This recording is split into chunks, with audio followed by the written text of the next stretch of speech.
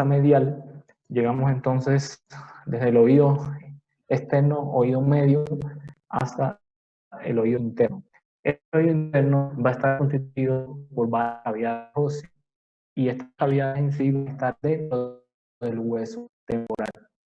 Y como sabemos, todavía más hacia medial, por detrás de lo que sería la cavidad timpánica. Van a constituir entonces el laberinto, ¿sí? Por dentro va a estar el laberinto membranoso y algunos líquidos, como vamos a ver, que es la endolinfa y la perilinfa. Y al final digamos, de estos receptores se van a dar estímulos que van a hacer las aferencias para el sistema vestibular y coclear, o sea, para lo que es el equilibrio y la audición. Por eso este par craneal se llama vestíbulo coclear, porque contempla estos dos tipos de aferencias. Vamos a empezar entonces primero por el laberinto, vamos a empezar por la porción ósea, específicamente por el laberinto. Y el laberinto a su vez por vestíbulo. O sea, esto que estamos viendo acá. Vamos a empezar por la porción ósea. Esta es la cóclea, que ya vamos a ver más adelante. Entonces, estos son los conductos semiculares y el vestíbulo. Entonces, vamos a empezar ahora por la porción ósea del laberinto, específicamente por el vestíbulo. Esta va a ser la parte central y tiene una forma ovoide. Se va a relacionar entonces con el conducto auditivo interno y lateralmente con la cavidad timpánica. Va a tener 6 paredes. Esto es entonces, digamos, una vista sin seccionar, y aquí adentro vemos cuando se secciona. Dice que el laberinto aquí está en relación tanto con los conductos, semicirculares como con la cóclea. La cóclea se llama así porque tiene forma también de caracol, cóclea o caracol. Entonces vamos a empezar a ver ahora los conductos semicirculares, que vimos que están situados por detrás y por encima o arriba del vestíbulo, y que van a ser 3, anterior, posterior y lateral. Estos conductos semicirculares, fíjense que están dispuestos como en 3 dimensiones. Esto es para que el movimiento del líquido que está dentro, cuando nosotros giremos la cabeza, pueda registrar movimientos en las 3 dimensiones y nosotros orientarnos y tener un buen sentido del equilibrio. Como dijimos, fíjense que tenemos el lateral, uno posterior y el otro anterior. Los laterales oídos son prácticamente, digamos, están al mismo nivel, ¿ya? Estos laterales como horizontales. Y estos dos, o sea, los dos anteriores de ambos oídos van a estar casi que paralelos, uno con el otro. ¿Ok? De nuevo les presento la misma foto de los conductos semicirculares. Aquí estos conductos semicirculares, como les referí, van a estar en relación su función con lo que es el equilibrio. Entonces, vamos a pasar ahora a lo que es dentro del laberinto óseo, la cóclea o caracol, que vendría siendo esta estructura que está acá. Entonces, a esta estructura, imagínense que es como un caracol, pero de 3 giros. Entonces, si nos hacemos un corte transversal, vamos a decir, de esta zona de aquí, ¿ya? Lo que obtendríamos es una estructura de este tipo, ¿ya? Ahora, en esta sección vamos a ir identificando las estructuras que aparecen en la cóclea. Primero vamos a ver el medio. fíjense que este mediolo va a ser como el eje central de toda la cóclea. O sea que va a tener una base y un vértice. Y el vértice sería entonces la punta, haciendo como una correlación a la punta o el vértice de ese caracol. ¿Ok? Además de eso tenemos el conducto espiral, que es la lámina de los contornos. Yo aquí les señalé esta zona de acá, pero realmente toda esta zona, o sea, tiene una zona que es más medial, que va a estar en relación con el mediolo coclear, y otra que se va a extender hacia lateral y va a formar realmente la pared lateral de toda esta cóclea. Otra de las estructuras es la lámina espiral ósea, que es esta que vemos aquí. La lámina espiral ósea. Esta lámina espiral ósea, fíjense que tiene su base en la región del mediolo y se continúa con él, pero no va a tener una terminación ósea propiamente, sino que su terminación es libre y va a unirse al resto, o sea, de estas estructuras mediante toda esta zona del conducto, o sea, se termina porque lo que sería el conducto coclear, que va a dividir entonces una región superior, que es la rampa vestibular, que es esta que vemos aquí, y una inferior, que va a ser entonces la rampa timpánica. Rampa vestibular, rampa timpánica. Y ¿quién la va a dividir entonces? La lámina espiral ósea. Esto es lo que ya les había explicado. Ahora, esta divide, como ya les había explicado, en dos. Entonces tenemos una rampa vestibular, que esta rampa vestibular va a estar en relación con la ventana redonda. El caracol, imagínense que se continúa hacia arriba y en el tercer giro va a tener una terminación que se denomina el helicotrema. Este helicotrema entonces va a dar paso a la otra membrana, que sería, a la otra rampa, que sería la rampa timpánica. Y la rampa timpánica entonces va a terminar en lo que es la ventana redonda. Ahora yo les voy a mostrar una foto para que ustedes se ubiquen. Entonces fíjense que aquí, solo llamarles la atención que aquí adentro es donde están los receptores. Los receptores para, en este caso que estamos viendo, digamos, cóclea o caracol, estamos viendo los receptores de la audición, que son estructuralmente, yo les traigo imágenes más ampliadas, son estructuralmente muy similares a los receptores del equilibrio, porque fíjense que todo tiene líquido, ese líquido se mueve, y estos cilios que tienen los receptores, porque las ondas van a transmitirse a través de los que cae aquí en la endolinfa, y la endolinfa se mueve toda esta zona, y este movimiento aquí es lo que mueve esos ciclos de los receptores y produce despolarizaciones y repolarizaciones alternantes. Esta es otra imagen, ya integrando un poco lo que es cóclea o caracol. Fíjense que aquí hay una emergencia de fibras nerviosas que llevan al ganglio espiral. Fíjense que el ganglio espiral se va a continuar. Es un ganglio que tiene forma de espiral y que llega hasta acá. Fíjense esta estructura que es el helicotrema, que en esta zona se van a como que a continuar estas dos rampas. Lo que les expliqué del mediolo, que aquí venía seccionado en la imagen que les estaba mostrando acá. Acá está rampa vestibular y rampa timpánica. Fíjate que en esta zona del mediolo, ellos dos se continúan.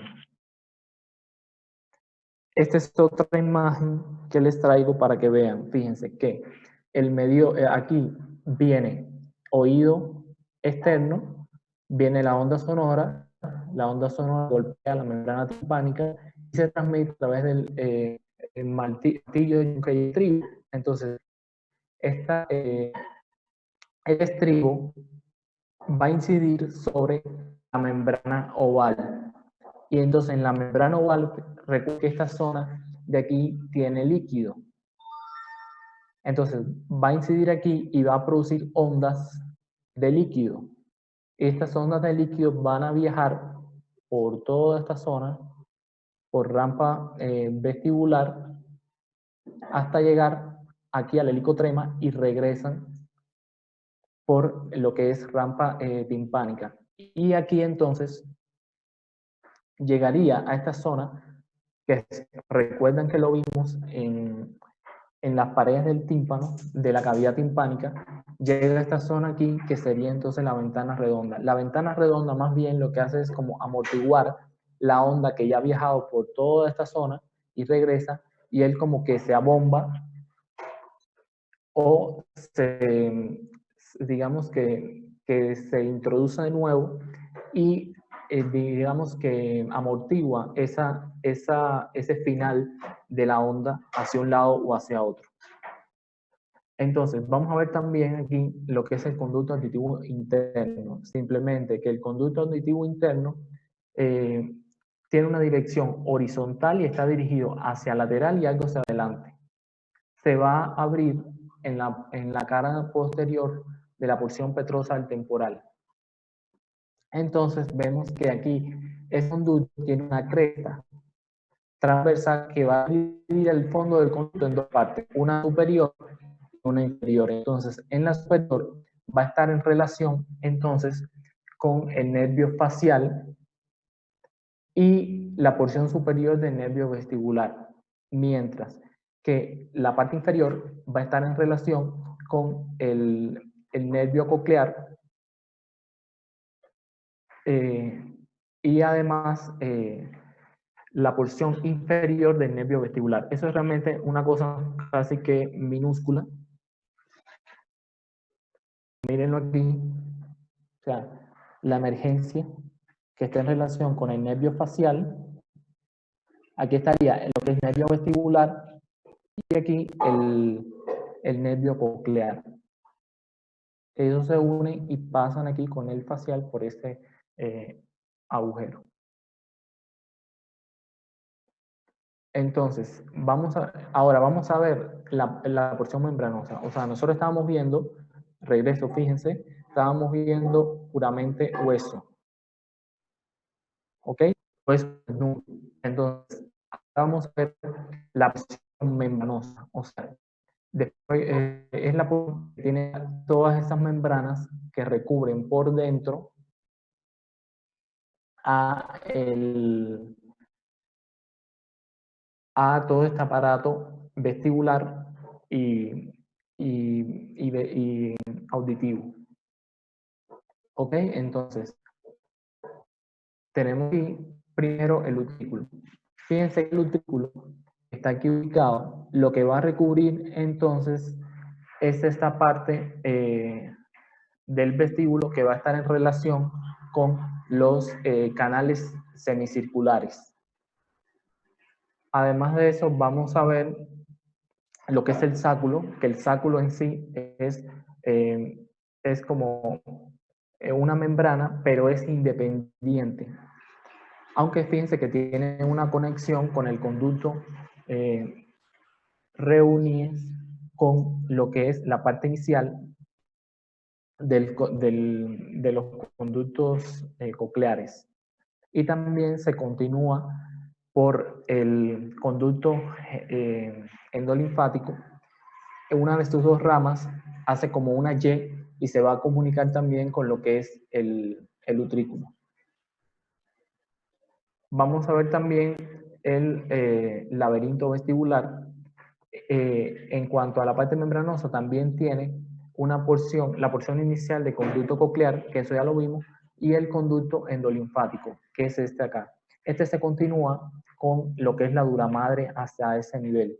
Y fíjense que aquí tiene dos ramas, una que va a comunicarse con el utrículo y el otro con el sáculo. Hasta aquí entonces vemos lo que es parte o la porción membranosa. Hemos visto la porción ósea. También los conductos semicirculares membranosos. que básicamente es lo mismo. Recuerden que igual aproximadamente ocupan 3/4 de lo que es el diámetro de cada una de estas cavidades. Entonces aquí les traigo también a modo de resumen lo que vemos aquí de la cóclea o caracol. Fíjense que tienen aquí las porciones del ganglio espiral y entonces ese ganglio va a formar fibras que va a constituir el nervio coclear. Que el nervio coclear ustedes vieron ya que está ahí a nivel del mediolo. Y fíjense que todo esto produce, esto es una ampliación, donde aquí está, ¿ven? El receptor. Si yo les traigo otras fotos más. Entonces vamos a ver lo que es endolinfa y perilinfa. La endolinfa, digamos que es un líquido que es claro, comparable al agua, pero que está dentro de la porción membranosa. Mientras que la perilinfa va a estar entonces entre la porción membranosa y la porción ósea. Por eso fíjense que se llama peri. Y la otra es endo. Endo de adentro de la porción membranosa y la peri que va a estar entre la porción, por fuera de la porción membranosa, entre porción membranosa y porción ósea. Esta es la misma diapositiva que trae de octavo craneal. Recuerden que es básicamente lo mismo para vescopiar, que va a recibir aferencias de estos dos vestibulares como cocleares, o sea, audición y equilibrio. Aquí yo les traigo una ampliación de lo que son los receptores. Fíjense que los receptores estaban aquí a este nivel ubicado, que es el órgano espiral de Corti. Ahí están los receptores, fíjense, otra ampliación. Fíjense que la onda mueve el líquido que está acá, y la onda se transmite hasta acá y mueve esta membrana tectoria. Entonces, esos movimientos, fíjense, hace que toda esta zona se mueva en relación con esta. Entonces, se mueven estos cilios hacia un lado y hacia otro. Esto va a generar un potencial de acción que se transmite por fibras nerviosas que llegan al ganglio espiral. Y el ganglio espiral, entonces, a partir de aquí se forma el nervio coclear. Es la emergencia de ese nervio coclear. Aquí incluso se los traje más ampliados para que lo puedan ver mejor. Entonces, fíjense, esto es como un resumen.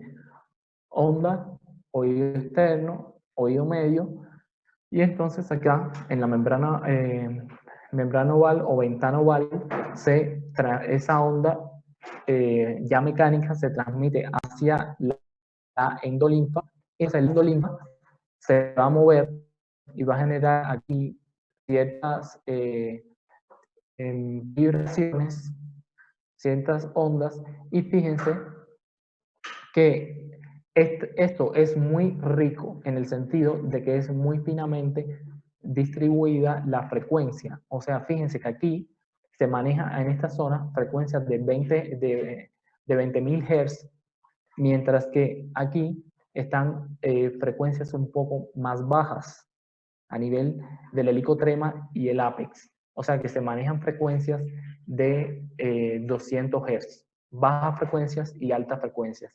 Y asimismo, la vía nerviosa está estructurada en la corteza auditiva. O sea, la corteza auditiva está también, digamos que es como larga a nivel de la corteza, y asimismo está ricamente distribuida desde frecuencias de baja frecuencia hasta las altas frecuencias, sonidos altos o agudos.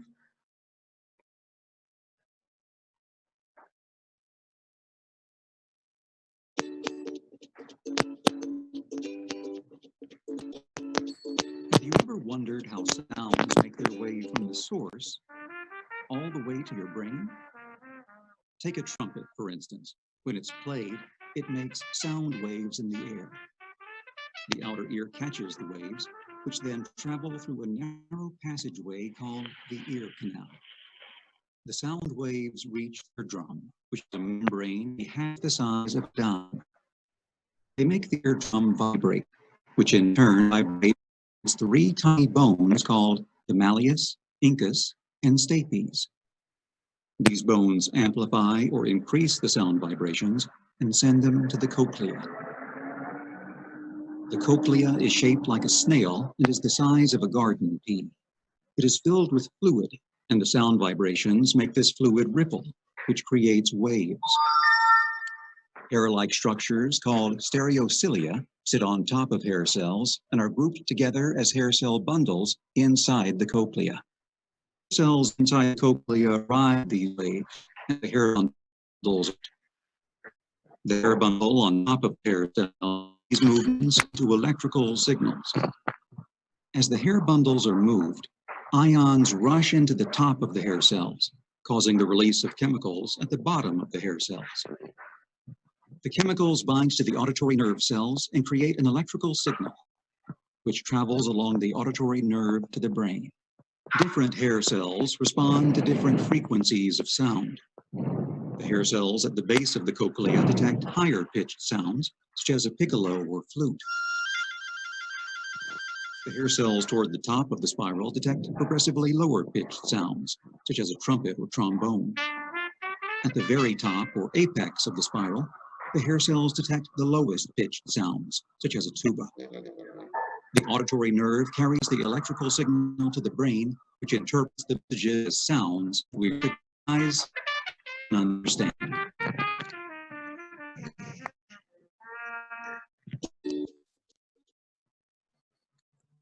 Entonces, vamos a ver ahora lo que es la vascularización. En cuanto a la vascularización, la arteria principal va a ser la arteria laberíntica, que es una rama de la arteria cerebelosa anterior y o arteria basilar, que sería esta. Entonces, esta arteria se va a dividir entonces en dos ramas, en la arteria coclear común y en la arteria vestibular, que son entonces estas dos ramitas que les tengo acá señaladas. Además, van a existir otras arterias accesorias a este nivel, como las que provienen de arterias meníngeas y la arteria estilomastoidea, y de las arteriolas de la cavidad medial de la cavidad timpánica. O sea que también es una zona ricamente vascularizada, aunque la principal arteria a este nivel sería la arteria laberíntica. Y en cuanto a la vascularización, más bien drenaje venoso, se describe en tres. La vena laberíntica, que sigue a la arteria homónima, que sería esta, y termina en el seno petroso inferior. La vena del acueducto vestibular, que sería esta, a este nivel, que por aquí drena también, que desemboca en el seno petroso superior, y la vena del acueducto de la cóclea. Ya desembocado se encuentra en la vena yugular interna. Aquí a este nivel es importante mencionar que en el oído interno no va a haber ni vasos sanguíneos, ni vasos linfáticos, ni ganglios. O sea que todo el drenaje va a ocurrir a partir de las venas. Y entonces lo que me habían preguntado, que es el control para receptor de la vía auditiva. En este sentido, se habla a favor de lo que es el reflejo de atenuación.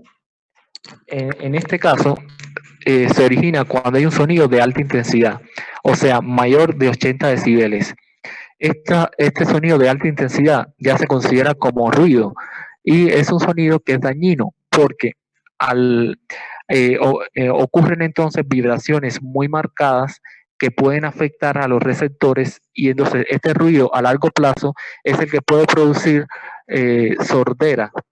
Sobre todo, este es un ejemplo de correlación clínica, digamos, de la sordera que puede ocurrir en unos trabajadores que están en una fábrica que tiene mucho ruido, o cuando entramos, por ejemplo, en un ambiente ruidoso como una discoteca.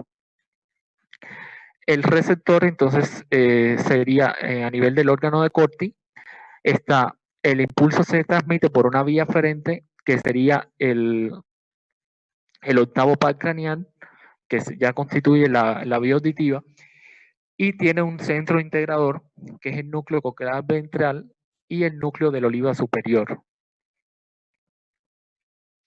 Entonces, aquí viene una vía aferente, que sería ese centro manda una vía aferente que a través de el trigémino y a través del séptimo par craneal. A nivel del trigémino va a venir por su vía, digamos, por el ramo motor o el tercer ramo del trigémino. Y entonces el nervio facial lo que hace es produce la contracción del músculo tensor del estribo, mientras que el quinto par craneal trigémino lo que hace es tensar o contraer al músculo tensor del tímpano. Esto produce, digamos, que cierta rigidez en esta cadena de huesecillos, y lo que se produce entonces es un reflejo más de atenuación, o sea, disminuye la intensidad con que se está golpeando entonces la membrana o la ventana oval. Y eso hace entonces, es un mecanismo protector porque se pueden dañar los receptores y producirse a largo plazo sordera de tipo nerviosa por daño en el receptor. Además de esto, se plantea que ese reflejo puede disminuir en 40 decibeles. 40 decibeles es la diferencia de sonido que hay entre un susurro y el sonido de una conversación normal. O sea que logra una gran atenuación y la protección del receptor para que después funcione bien y no produzca un daño permanente como la sordera nerviosa. Entonces aquí la bibliografía y entonces nos vemos el lunes. Les agradezco mucho haber participado hoy sábado en la conferencia y su colaboración, pero realmente no quiero que nos atrasemos mucho porque ya la semana que viene me parece la más arriba que ya empiezan los parciales. Entonces, Profe, ¿y cómo van a ser los parciales? eso quiero ver con los demás profesores, a ver qué van a hacer, porque si es supuestamente la cuarentena se va a ir como que o relajando un poco en el sentido de que se van a permitir ciertas cosas o se extendería o se quitaría. Entonces, si el pronóstico es que se quite pronto, a lo mejor ustedes pueden seguir dando contenido y atrasar una semana el parcial. O de pronto, si se les permite ir a hacer un parcial un solo día, irían a hacer el parcial presencial. Entonces, eso depende también del pronóstico que haya en cuanto a las restricciones de salida. Y además, yo pienso que conveniarlo entre los otros dos profesores y el profesor de práctica, que es el profesor, digamos que titular de la asignatura, porque de eso, o sea, yo pienso que debería ser justo e equitativo para todos. Entonces yo igual nunca les diría vamos a hacer el parcial ya. Eso yo siempre hablaría con ustedes y digamos, haríamos el momento en que haríamos el parcial. ¿Ok? Entonces seguimos por el grupo o por privado me pueden preguntar. ¿Listo? Muchas gracias. Gracias. Vale, profe, gracias.